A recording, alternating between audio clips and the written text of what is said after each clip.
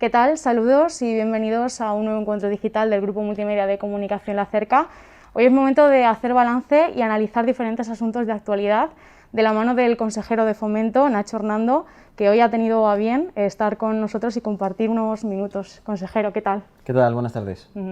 Bueno, precisamente este miércoles se hacía un anuncio muy importante, ese acuerdo por la logística y la movilidad de Albacete, aquí en la capital, junto con todas las administraciones, la local, la provincial, la regional y los agentes sociales también. ¿Qué plantea este acuerdo, este gran acuerdo, y qué va a suponer para Albacete y para Castilla-La Mancha? Sobre todo se trata de que en lo que tiene que ser una reconversión del modelo productivo, en lo que tiene que ser una apuesta por la generación de empleo de calidad, porque haya más oportunidades para los empresarios y empresarias, para que tengamos en Albacete un impulso a un sector como la logística, que además nos viene genial en la medida en la que tenemos numerosas ventajas competitivas de las que podemos disfrutar. Hoy decíamos que éramos como el Iniesta de la logística, estábamos en el sitio correcto para repartir juego y por lo tanto tenemos que saber aprovechar esto con cabeza y sobre todo que los esfuerzos que vayamos a hacer en distintas administraciones o de la mano de la sociedad activa, de los agentes sociales, no sean esfuerzos descoordinados, sino que estén amparados bajo un paraguas de cooperación, de colaboración, en el que trabajemos todos de cara a este mismo objetivo. De ahí que nazca este proyecto, un acuerdo para la logística y para la movilidad de Albacete, para todo lo que tiene que ver con la parte empresarial de la logística, pero también en las reivindicaciones que nos tienen que llevar a una mejor movilidad de todos los vecinos y vecinas, no solo de la capital, sino también del conjunto de la provincia. Por eso tiene que ser un planteamiento tanto integral como integrador. Integral en la medida en la que no solamente hablamos de mercancías, también de viajeros, no solamente de nuestro potencial industrial, sino también del potencial comercial. Piensen ustedes que Albacete es el foco, es hacia donde miran 154 municipios de nuestro entorno, más de 600.000 personas que vienen a comprar a Albacete y por lo tanto eso también hay que potenciarlo. Integral en la medida en la que no solamente hablamos de carretera, también de ferrocarril, incluso de cómo revitalizar el aeropuerto de Albacete y por supuesto que integral en la medida en la que hay que hablar de la capital, pero por supuesto hay que hablar de la provincia también. Tiene que ser integral y tiene que ser integrador. Esto no puede ser patrimonio solamente de la Junta o solamente de la Diputación o solamente del Ayuntamiento. Es evidente que el planteamiento que tenemos es lo suficientemente ambicioso como para que sea patrimonio del conjunto de la sociedad. Y de ahí que, independientemente de que pueda haber una mayoría absoluta en el Gobierno de Castilla-La Mancha, esto no es una cuestión de aritmética parlamentaria. Esto tiene que ser de sentar las bases del crecimiento de las próximas décadas y, por lo tanto, esto tiene un planteamiento de un carácter social que al final no deja de ser marca de la casa. Nuestro planteamiento siempre ha sido que todos los grandes acuerdos tienen que venir de la mano de un consenso social, político, empresarial, de todo tipo. Y esto no podía ser menos. Y sobre todo en la medida en la que el planteamiento que hacemos, en este caso para Albacete, no entra en contradicción, sino que se complementa con el que también hacemos desde el Gobierno de Castilla-La Mancha para otras zonas de la región que tienen en distintos grados de avance ya proyectos consolidados también vinculados a la logística, como pueda ser Talavera de la Reina, como pueda ser Alcázar de San Juan, como pueda ser Illescas. Bueno, yo creo que en ese sentido una de las ventajas de ser una región con 80.000 kilómetros cuadrados es que podemos todos entrar en un mismo mercado sin necesidad de competir los unos con los otros, sobre todo en la medida en la que es evidente que Albacete es la puerta del Mediterráneo, que Alcázar es punto de referencia en el eje central y que Talavera de la Reina es muy importante en lo que tiene que ver con la puerta del Atlántico. En este sentido yo creo que vamos a saber compaginar y vamos a saber coordinarnos entre no solo las administraciones de la provincia de Albacete, sino el conjunto de las administraciones a nivel regional y a nivel estatal, en la medida en la que las reivindicaciones que tenemos que plantear, también en tema de viajeros, recuperación y mejoras, es mejor ir de la mano todas las administraciones y el conjunto de la sociedad, porque ahí es cuando se nota que la fuerza, que el ímpetu, que el impulso que le damos de forma conjunta siempre va a ser mucho más beneficioso, más positivo que si intentamos de forma descoordinada avanzar. Se ha hablado de ese puerto seco y del corredor mediterráneo tan reivindicados y tan necesarios para aquí. Sí, el puerto seco finalmente es un planteamiento que va a entrar dentro de esta lógica, dentro de este proyecto integral e integrador como es el proyecto ALMA, el del Acuerdo por la Logística y la Movilidad de Albacete, y sobre todo lo que desechamos, lo que rechazamos, son las conclusiones a las que llegó el gobierno del Partido Popular en su día, en un estudio de viabilidad que realizaron desde un ayuntamiento por entonces gobernado por el Partido Popular, la Junta gobernada por el Partido Popular, que concluían en su informe que Albacete era insuficiente a la hora de recabar la suficiente masa crítica para poder albergar una infraestructura de este tipo. Rechazamos por completo esa conclusión, salta a la vista. No hay que hacer un estudio para darse cuenta de que Albacete reúne unas características y un potencial brutal para poder ser un agente clave en el mundo de la logística en nuestro país, y rechazando esas conclusiones nos vemos en la obligación de hacer un nuevo estudio de viabilidad que incorpore la estrategia del Puerto Seco, pero que además lo vincule a todo un planteamiento también conjunto de materia de carreteras, en materia de aeropuerto, sobre todo en la medida en la que las reivindicaciones que se suman a este proyecto, vinculadas a la necesidad de que el Gobierno de España licite lo antes posible los tramos pendientes que quedan de la A32.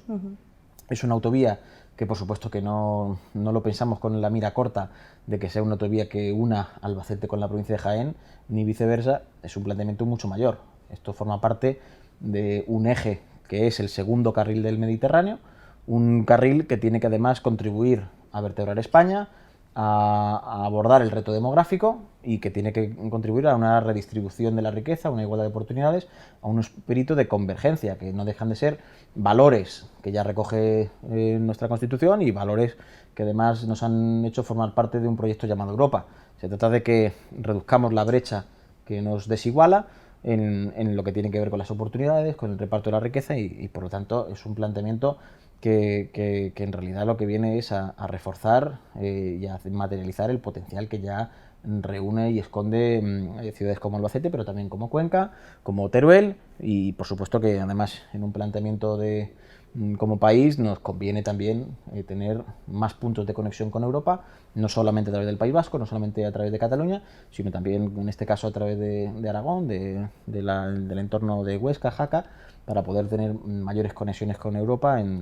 tanto para mercancías como para viajeros. Pero bueno, el Puerto Seco, vamos a sacar ese estudio de viabilidad de la mano del Ayuntamiento de Albacete, que también tanto el Ayuntamiento como nosotros ya hemos reservado partidas presupuestarias para este año. No son solamente palabras, no son solamente ideas, ya hay hechos más que evidentes, y además de hechos hay dinero, que eso es lo esencial. Y no solo eso, sino que no solamente hemos destinado dinero para pensar cómo se tiene que hacer, sino que además también hemos solicitado, a través del marco de financiación de recuperación del COVID, de los fondos Next Generation, de los fondos europeos, hemos solicitado más de 15 millones de euros para que en el momento en el que tuviéramos la planificación ya realizada, pudiéramos lo antes posible comenzar en las inversiones que tengan que ir aparejadas a este Puerto Seco. Hacía referencia antes a esa autovía tan reivindicada aquí en Albacete, la A32. ¿Confía en que se pueda ver ya hecha una realidad los tramos que finalizan pues, por parte del Gobierno central, y también de esas infraestructuras tan necesarias que reivindican, en plan pues las líneas ferroviarias y otro tipo de autovías? Confío sobre todo en que, en la medida en la que seamos capaces de que a la hora de que reclamemos inversión en infraestructuras, o la recuperación o la mejora de frecuencias en materia de viajeros, en lo que tienen sobre todo vinculados al ferrocarril y a la alta velocidad, confío en que vamos a ser mucho más capaces de conseguir resultados en la medida en la que vayamos todos de la mano a la hora de reclamar estas mejoras. Es evidente que la experiencia que hemos vivido en zonas, por ejemplo, como Talavera de la Reina, donde ya existe un pacto por el ferrocarril,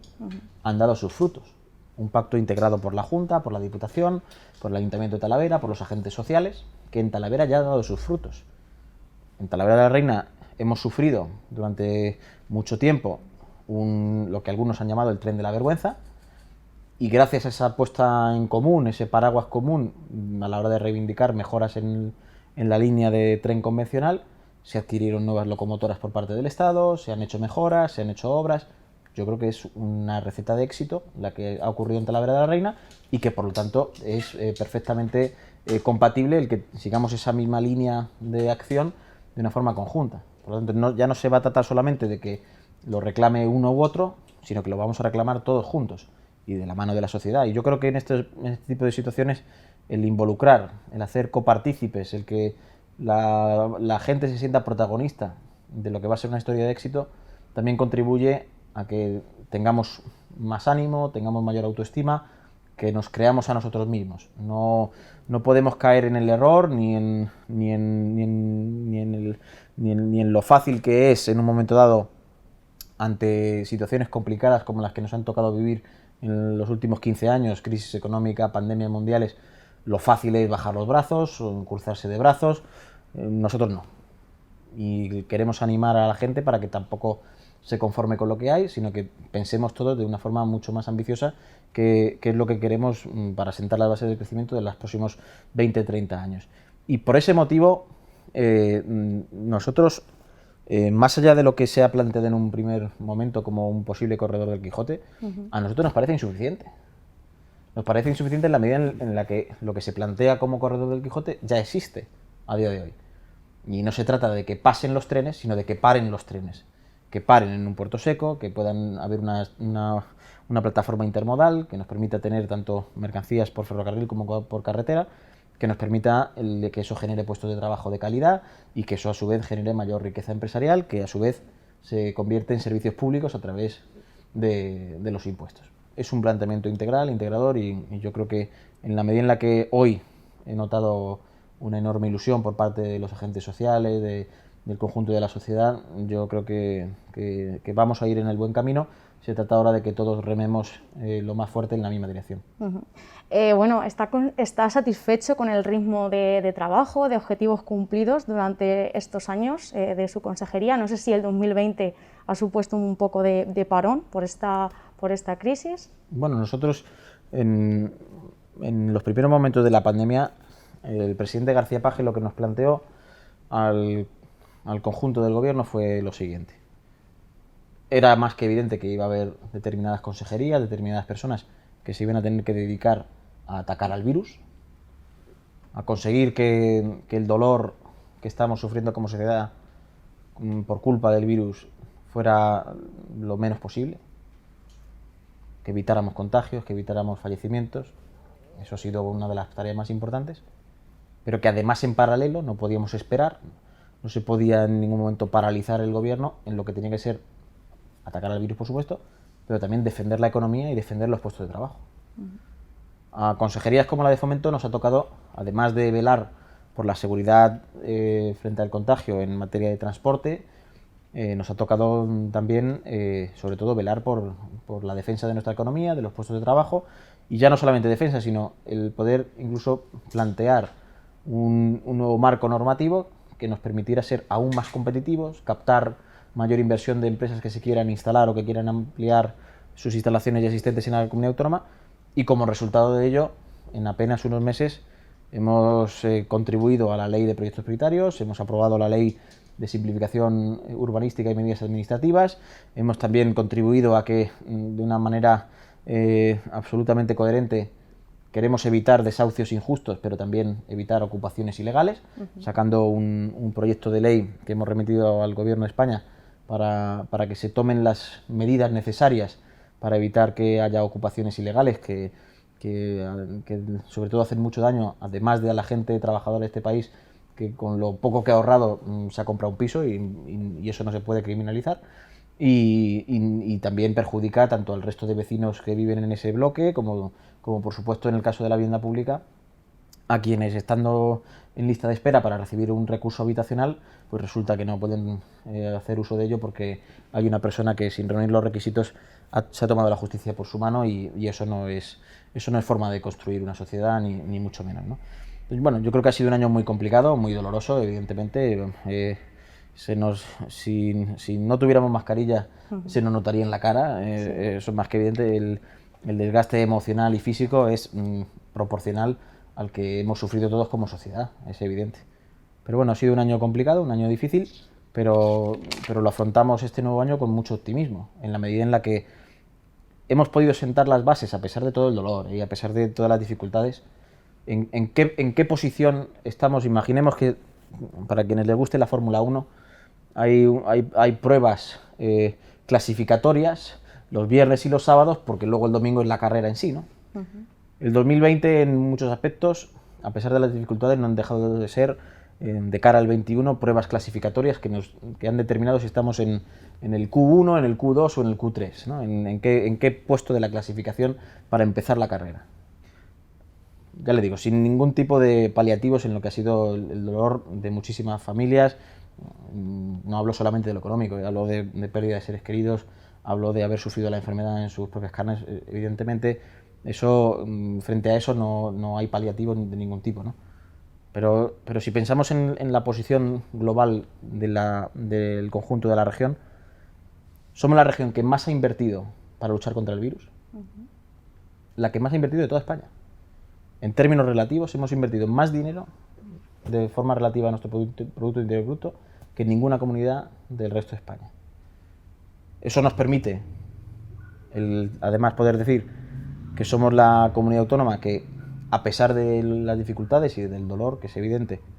somos la comunidad autónoma que menos empleo ha perdido, que menos daño ha tenido su economía, y además lo estamos haciendo respetando la ortodoxia financiera, es decir, no estamos tirando la casa por la ventana. Hemos contratado miles de profesionales para trabajar en la sanidad pública, hemos contratado cientos de rastreadores, hemos tomado las medidas que ha habido que tomar para compensar en ayudas a aquellas familias que lo están pasando mal, tanto desde el punto de vista de la vivienda como de la empresa, de los autónomos. Por supuesto, no hemos solucionado todos los problemas, ni es evidente que un sistema está a prueba de pandemias, como tampoco hay ninguna autovía que esté a prueba de operación salida. No se hacen las autovías de 12 carriles porque un día haya operación salida al año, es evidente, ¿no? Pero sí que es cierto que hemos podido, en este sentido, podemos afrontar el 2021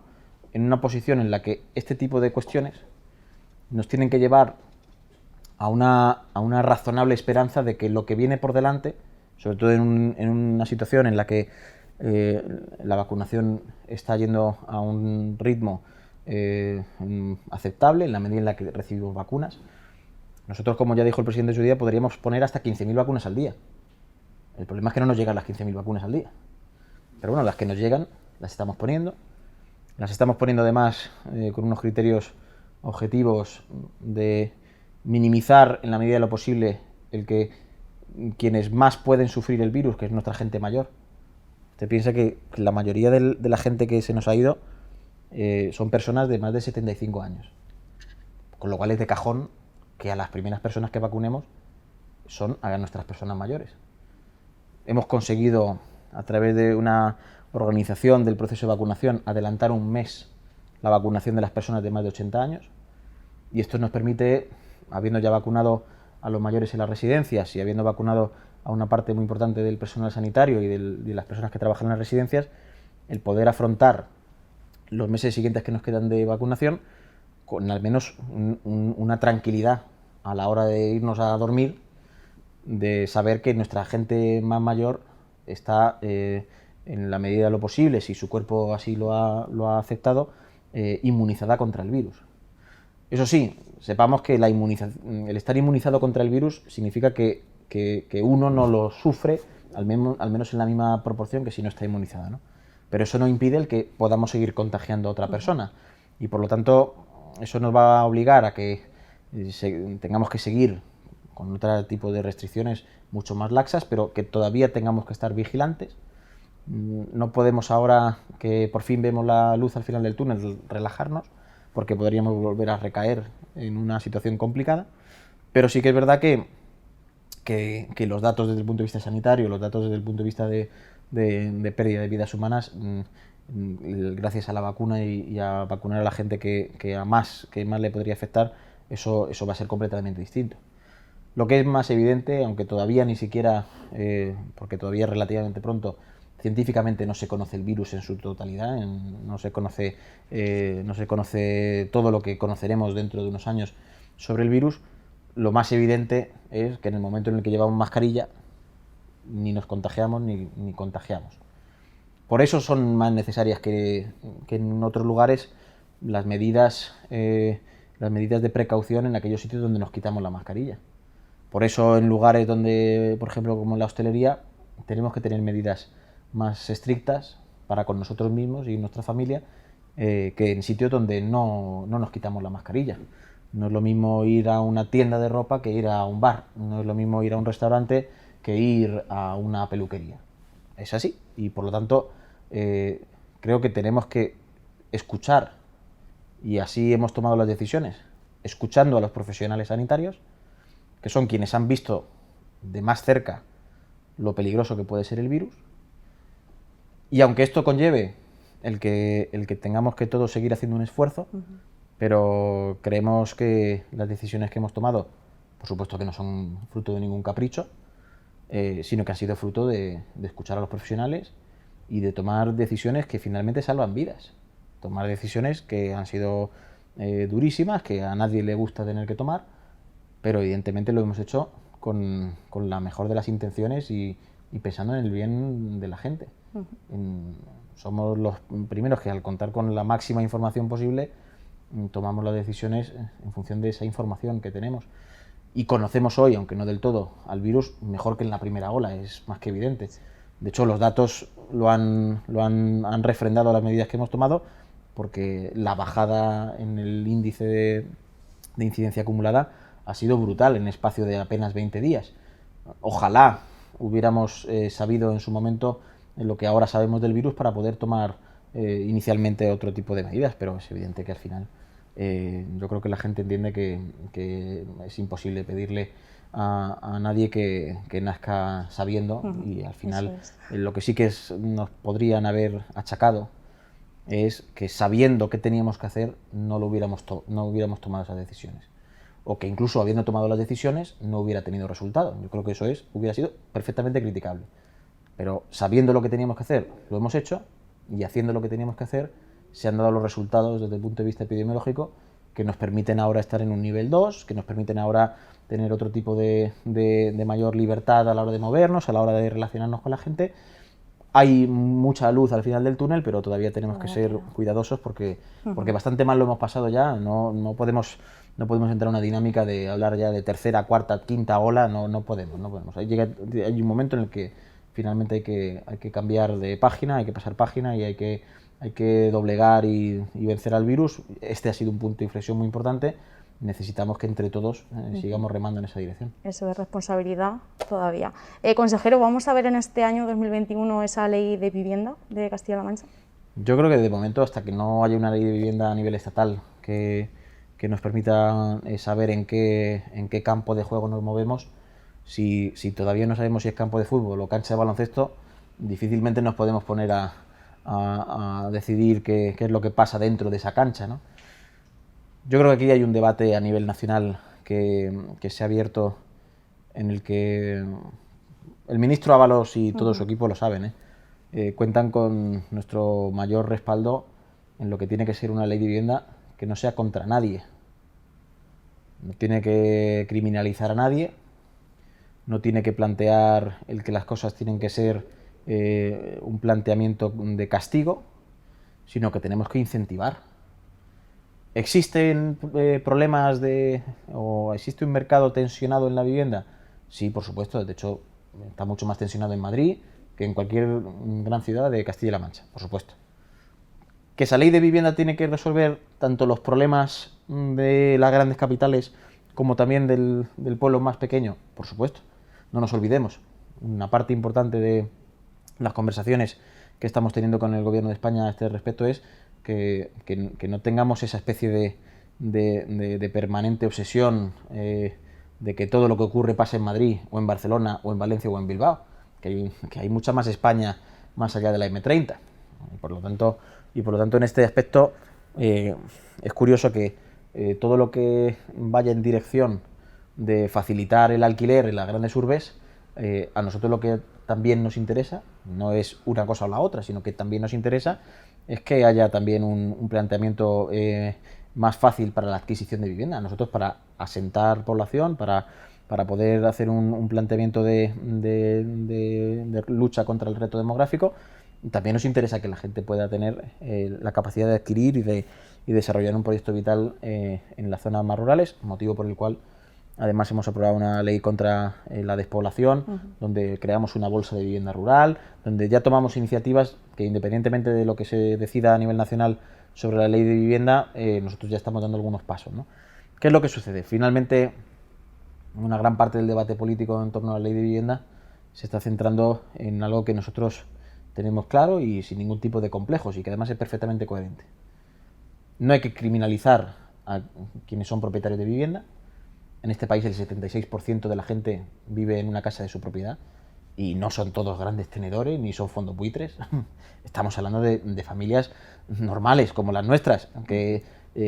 se meten en una hipoteca y que la pagan poco a poco y si fruto de su trabajo y porque gracias a Dios todos en casa trabajan y se ahorran, se compran una casa en el pueblo o se compran una casa en la playa. No estamos hablando de grandes tenedores, yo creo que se está desvirtuando en gran parte el debate y donde sí que haya grandes tenedores, donde haya viviendas vacías, lo que tenemos que hacer es incentivar a esas empresas a que puedan plantear alquileres y adquisiciones de viviendas asequibles. ¿Cómo hacemos eso? De muchas maneras. Evidentemente una de ellas es, por ejemplo, hacer un planteamiento, como el que nosotros ya estamos estudiando, de una serie de avales que permitan el que en un momento dado, si hay desperfectos o si hay impagos en el alquiler, pueda haber avales por parte de entidades financieras que cubran esas faltas de pago o esos desperfectos, siempre y cuando la otra parte, es decir, la empresa que tiene esas viviendas, acepte que no va a poder cobrar tanto como pretendía de alquiler, sino que evidentemente va a tener que hacer un planteamiento mucho más asequible, ¿no? Pero se está intentando criminalizar por parte de Podemos a una parte del mercado de vivienda y nosotros lo que entendemos es que tú no puedes llegar a una mesa de la negociación intentando llegar a un acuerdo si lo primero que haces es insultar a quien tienes enfrente. Eso son ganas de reventar una mesa de negociación, eso no son ganas de llegar a un acuerdo. Y por lo tanto el planteamiento que hace el Ministerio pues, se acerca mucho a lo que venimos haciendo en Castilla-La Mancha. En la medida de lo posible, luchar contra situaciones que desde el punto de vista social son desgarradoras, de ahí que nosotros pusiéramos en marcha las oficinas antidesahucio, de ahí que las familias trabajadoras que fruto de la crisis económica o fruto de los recortes de algunos gobiernos han sufrido enormemente la crisis económica, les pudiéramos ayudar, pero también, como comprenderán, aquellas personas que pudiendo pagar no pagan y están ocupando viviendas con el perjuicio que eso tiene, no solo para el propietario de esa vivienda, sino también para los vecinos, o en el caso de la vivienda pública, para aquellas personas que quieren acceder a ese recurso habitacional, como comprenderán, eso no se puede tolerar. Pero quizá incluso lo que Podemos tendría que comprender, que por hablarles incluso en su idioma, el derecho a la propiedad privada es un concepto de izquierdas, que es algo que no llegan a entender. Y me explico por qué. Quien tiene mucho, independientemente de que haya ley o no, siempre se ha podido defender y siempre se defenderá. Pero la ley tiene que proteger a quien no se puede defender por sí mismo, a quien necesite que haya una sociedad, un Estado de Derecho que le proteja frente a las injusticias. Por eso el concepto de la propiedad privada es un concepto, bajo mi punto de vista, un concepto de izquierdas, porque tenemos que proteger al que tiene poco, al que en un momento dado, si con todo el esfuerzo de una vida te ocupan una vivienda que es tuya, ese problema lo tiene una familia trabajadora. Pero voy más allá, es que ¿dónde se produce la ocupación ilegal? Porque no se produce en Galapagar, se produce en los barrios obreros, en los barrios de familias trabajadoras, en el cinturón industrial de Madrid, en zonas donde en realidad al final la ocupación es un problema que sufre la gente que más ayuda necesita. Y por lo tanto eso es lo que yo creo que yo le diría a Podemos para que deje de intentar hacer un planteamiento de ley de vivienda ideológico y lejos de la realidad de la calle, y que se dé cuenta de que no hay que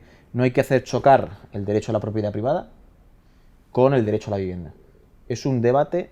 que han intentado fabricar y que no es real. Se puede perfectamente convivir con defender el derecho a la propiedad y defender el derecho a la vivienda. Y eso es algo que yo creo que está haciendo de forma correcta el Ministerio de Fomento y que nosotros lo estamos también practicando en Castilla-La Mancha, con medidas antidesahucios de desgarro social, pero también con medidas en las que queremos evitar que haya situaciones también muy injustas desde el punto de vista de la ocupación ilegal. ¿Se va a hacer esa reforma de la LOTAU también aquí? Sí, bueno, una parte importante de la ley Suma ya toca la LOTAU y lo que viene a hacer es hacer un planteamiento de simplificación, de conseguir que la tramitación esté al servicio de los proyectos y no al revés. hay muchas veces que da la sensación de que es imposible sacar un proyecto adelante por las toneladas de papel que hay que mover. Eso por un lado es importante, y de hecho afortunadamente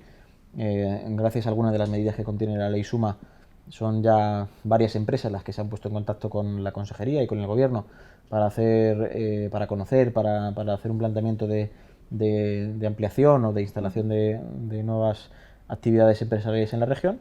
Pero eso no quita que también sigamos adelante en la tramitación de una revisión a fondo de la ley del suelo, que lo que va a suponer sobre todo es sentar las bases también de un crecimiento sostenible, de un planteamiento del suelo que tiene que ser acorde al metabolismo de una región como la nuestra. Evidentemente, por ponerles un ejemplo de cosas que ya hemos aprobado, y para que no sean promesas, sino que son ya realidades que existen a día de hoy en Castilla-La Mancha, y para dar pistas sobre por qué dirección vamos, a día de hoy en Castilla-La Mancha hemos permitido, hemos simplificado, hemos agilizado el que se puedan instalar empresas en suelo rústico. ¿Por qué? Porque evidentemente somos una región con un metabolismo muy rural,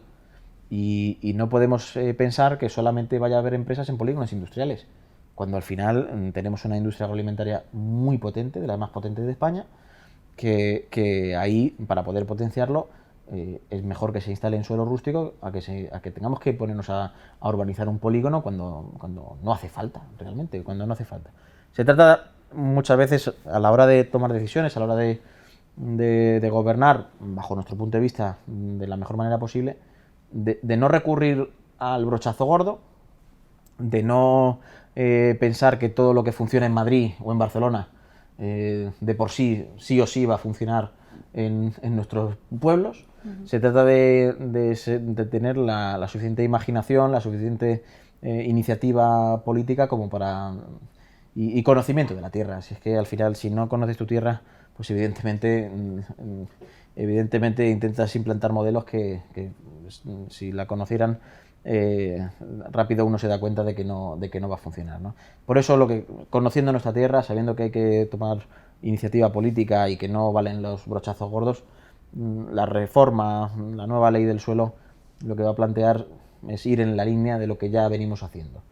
Simplificar, agilizar y hacer un traje a medida de lo que ya existe, de lo que tenemos como metabolismo propio de la región, y dar solución a esos problemas, ¿no? Yo creo que los colegios profesionales, que el mundo empresarial y que los ayuntamientos y diputaciones hayan salido a decir que aplauden la ley Suma es un buen comienzo que nos anima a ahondar en ese tipo de reformas que estamos llevando a cabo en la ley Suma, también en la nueva ley del suelo. Consejero, ¿qué papel van a desempeñar las ayudas al alquiler que se ponen en marcha desde su consejería, pues en este contexto tan complicado de crisis económica y de dificultad? Sí, al final, una de las primeras decisiones que tomamos con motivo de la pandemia fue permitir las moratorias en el pago del alquiler.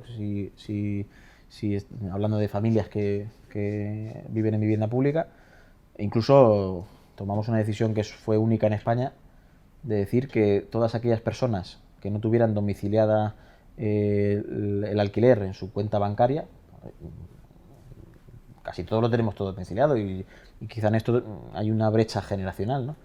Pero había mucha gente mayor que todavía iba a pagar sí. El alquiler, y tomamos la decisión de decirles, miren, no vengan a pagarlo, nos lo van a pagar después. No suena condonación, pero sí es sentido común. Si le estamos diciendo a la gente en mitad de la primera ola, no salgan de casa, que no sabemos cómo el virus puede llegar a ser de contagioso, y estamos intentando a través de un confinamiento general minimizar el riesgo y tomar las decisiones adecuadas para salvar cuantas más vidas posible, nos parecía tremendamente incoherente el que le dijéramos a la gente, no, salga de casa para pagar el alquiler, ¿no? Bueno, tomamos esa decisión, ha sido una decisión que ha evitado el que la gente se exponga al virus, y al menos por esta parte, al menos que por esto no fuera, ¿no? Y es evidente que ahí tuvimos los reflejos todos, el Ministerio, la Junta, de sacar unas ayudas COVID específicas, y además con un planteamiento que me parece muy acertado, que es a través de la figura de la declaración responsable. Hay muchas veces que el problema que hay en las ayudas, sobre todo de ayudas directas, de subvenciones, es que el proceso hasta que un sistema tan garantista como es el sistema público verifica que realmente esa persona tiene derecho a esa ayuda, pasan muchos meses. Y esto es de las cosas que a mí me quita el sueño. El intentar agilizar los procesos, porque la gente muchas veces cuando te pide ayuda, te pide un vaso de agua hoy, en la travesía de su particular desierto. No te pide que le des un bidón de agua mañana. El vaso de agua lo necesita hoy. Y la figura de la declaración responsable, como se puso en las ayudas del COVID, nos permitió ser mucho más ágiles de lo normal y nos permitió el que la gente pudiera, en la medida de lo posible, recibir la ayuda mucho antes que cualquier otra, ¿no? De ahí que independientemente de estas, vamos a continuar, por supuesto, con las ayudas al alquiler que lanzamos todos los años. Son ayudas muy multitudinarias, son ayudas que solicita mucha gente. Y de cara a lo que tendrá que ser en los próximos años la negociación del próximo Plan Estatal de Vivienda, vamos a tener que plantear todos, no solamente la Comunidad Autónoma, el Estado, todo el mundo,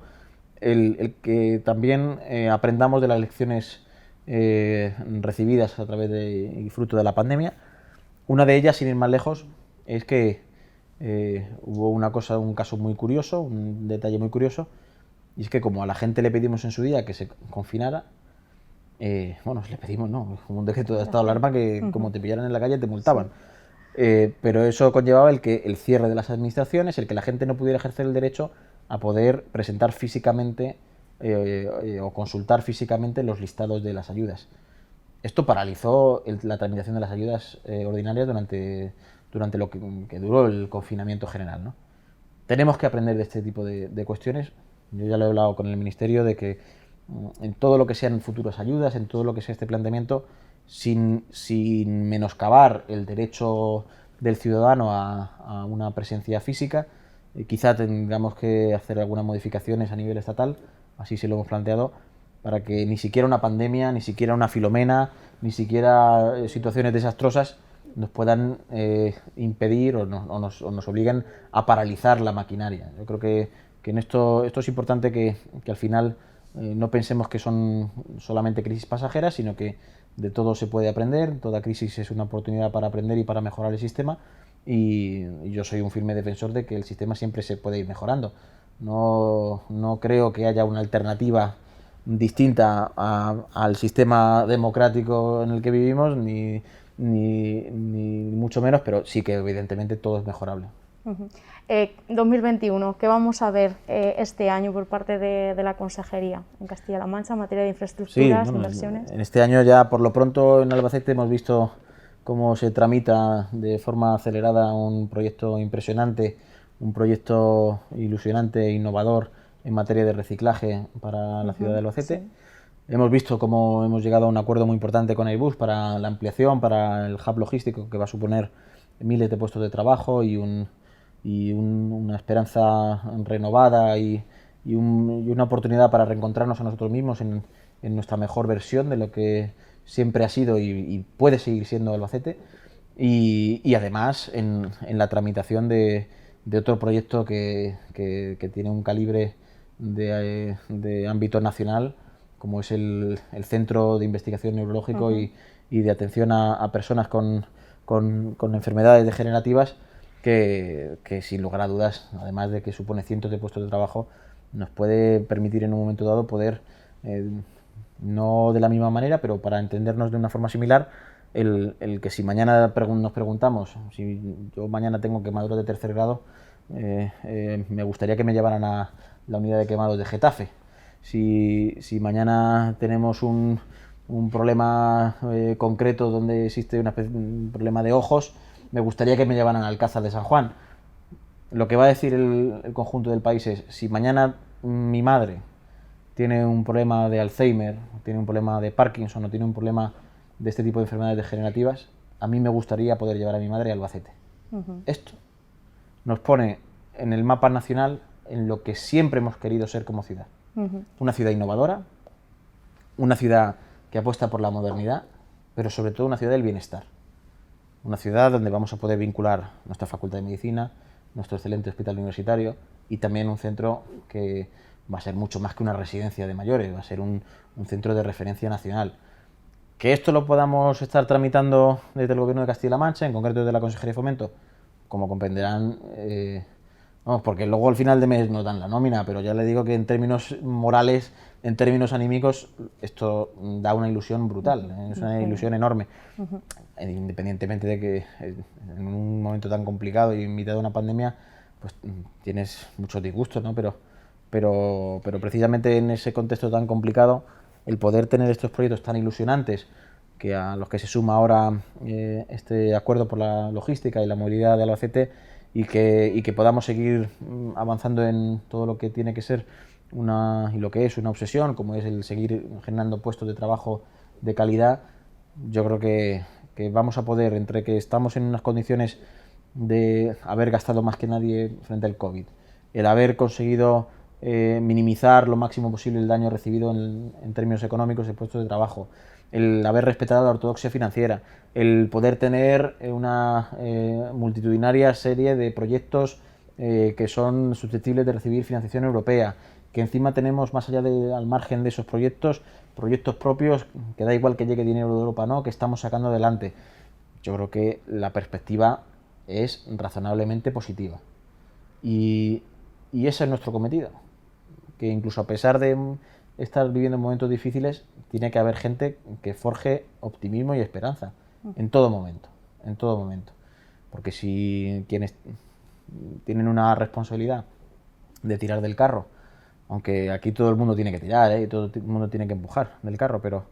si quienes tienen que tirar del carro no están animados, esto es un problema. Esto hay que, en el momento en el que se pierde la ilusión, el optimismo, es un problema. Y yo tengo muchos motivos, aunque solo fuera en Fomento, pero en el conjunto del gobierno ya ni le cuento, en términos sanitarios, de bienestar social, en términos económicos, en términos de proyectos que tienen que ver con que tengamos una economía más verde, más digital. Hay muchísimos motivos para estar ilusionados. Lo que ocurre es que, evidentemente, estamos en un momento en el que todavía, en la distancia más corta, todavía afrontamos momentos complicados, pero sin lugar a dudas el 21, el 22, el 23, los siguientes años van a ser años de crecimiento, van a ser años positivos y vamos a tener que hacer un planteamiento que entendemos bien en La Mancha, que es extender la tela sobre las aspas del molino para aprovechar los vientos que vienen y saber que todo va a contribuir a que sigamos avanzando. Pues, consejero de Fomento, Nacho Hernando, muchísimas gracias por haber estado con nosotros en La Cerca. Muchas gracias, de verdad. Y a ustedes, a nuestros seguidores, también muchísimas gracias por habernos seguido un día más en el Grupo Multimedia de Comunicación La Cerca. Hasta la próxima.